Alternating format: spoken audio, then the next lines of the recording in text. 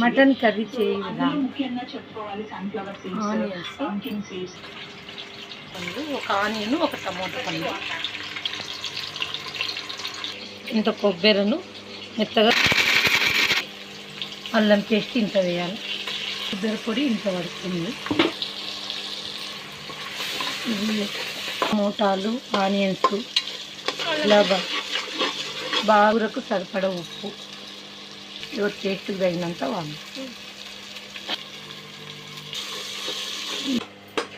KG mutton ఈ గ్రేవీలో వేయాలి.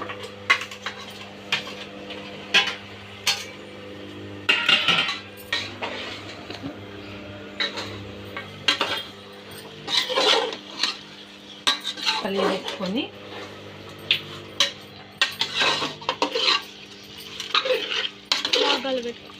మూత పెట్టి